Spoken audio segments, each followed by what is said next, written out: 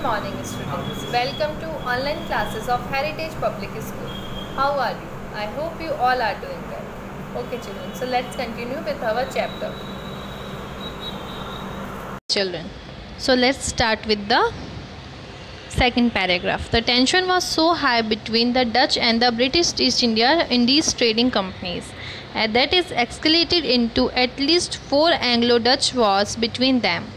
1652 to 1654, 65 to 67, 72 to 74 and 80 to 84. ठीक है, ये टेंशन इतनी ज़्यादा हाई हो गई थी डच और ब्रिटिश ईस्ट इंडिया कंपनी के बीच में कि 4 एंग्लो डच वॉर उनके बीच में हुए.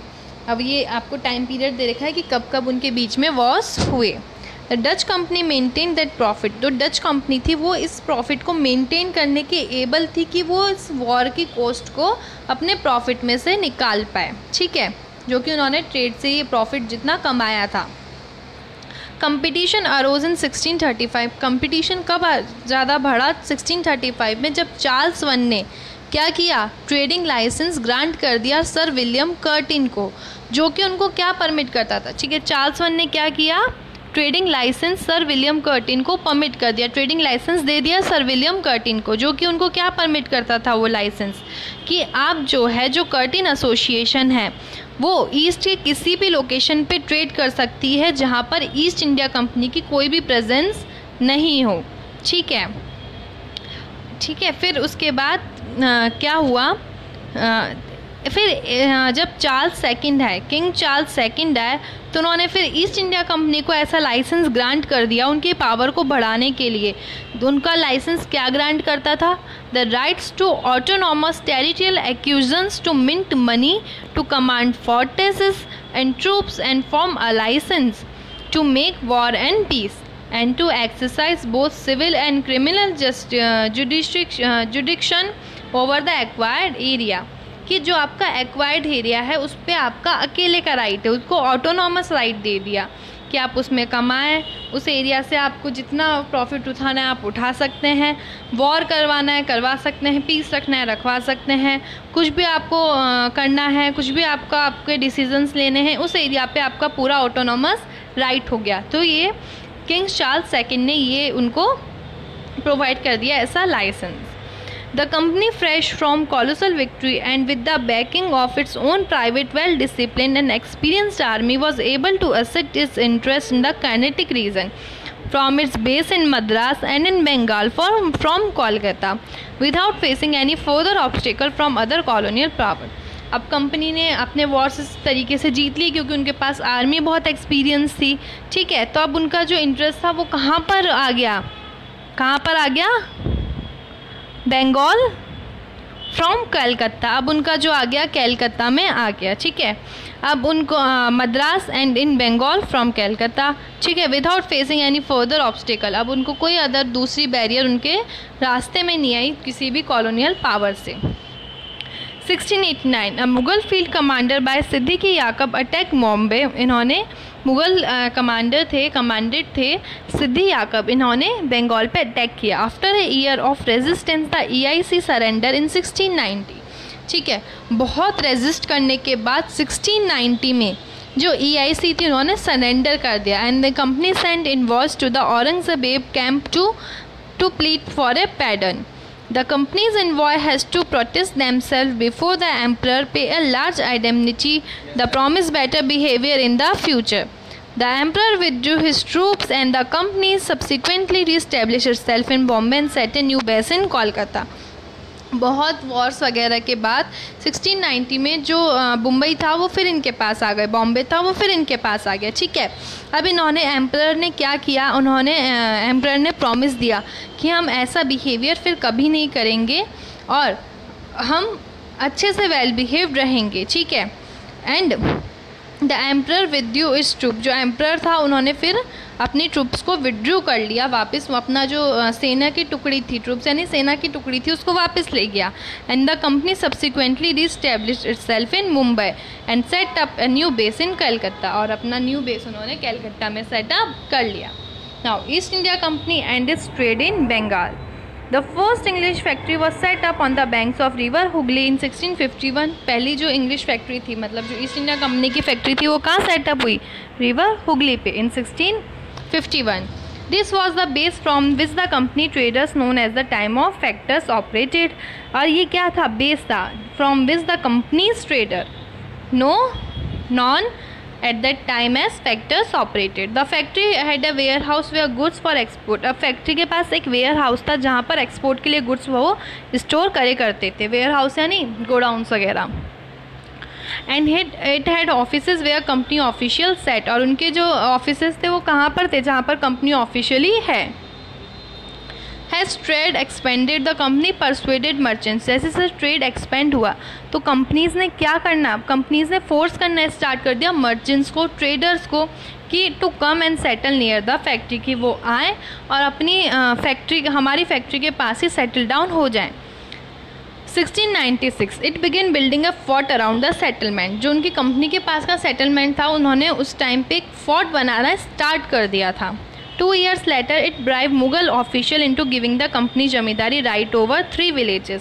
ठीक है, 2 साल बाद उन्होंने किसको? मुगल ऑफिशियल्स जो थे उनको ब्राइब दी। किस लिए? ताकि वो अपनी जो है कंपनी जमींदारी को 3 villages तक सेट कर सकें।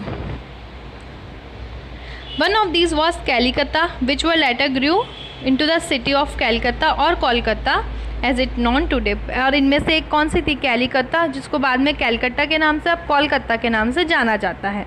It also persuaded the Mughal emperor Aurangzeb to issue a farman granting the company the right to trade duty free.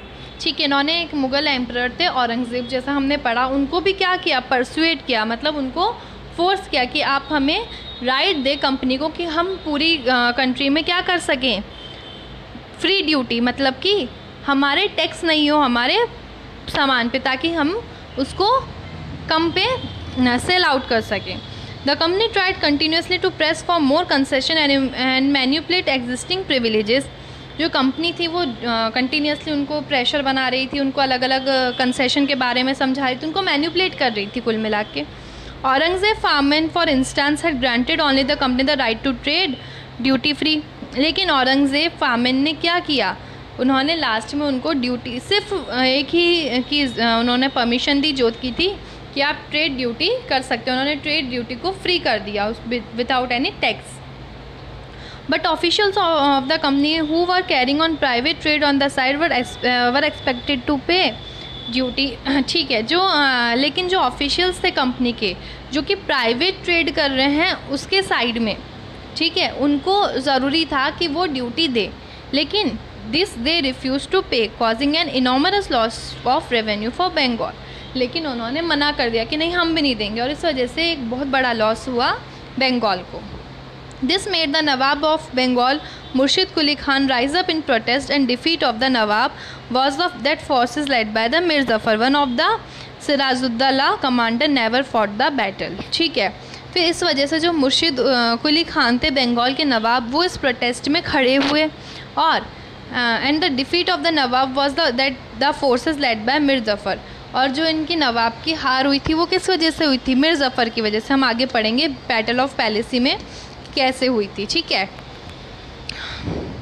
The battle of Plassey became famous because it was the first major victory the company won in India. Battle of Plassey जो है वो famous हुई थी क्योंकि ये पहली battle थी जो कि कंपनी ने जीती थी। तो हम बैटल ऑफ पैलेसी पढ़ते हैं, जो कि मुर्शिद कुली खान जो नवाब्स के बीच और ईस्ट इंडिया कंपनी के बीच हुई थी। ठीक है, Battle of Plassey was decisive victory of the British East India Company over the Nawab of Bengal and his French allies on 23 June 1757। Battle of Plassey जो है वो विक्ट्री थी किसके? ब्रिटिश ईस्ट इंडिया कंपनी की victory थी। वो उसमें उन्होंने जीत हासिल की थी किसके ऊपर? नवाब ऑफ बंगाल के ऊपर और उनकी French allies on 23 June 1757 under the leadership of Robert Clive. किसकी लीडरशिप के अंडर? Robert Clive. और वो जीते किस वजह से थे? क्योंकि मीर अली खान थे, उनके गलती की वजह से वो जीत गए थे। अब उन्होंने क्या गलती की थी वो देखते हैं।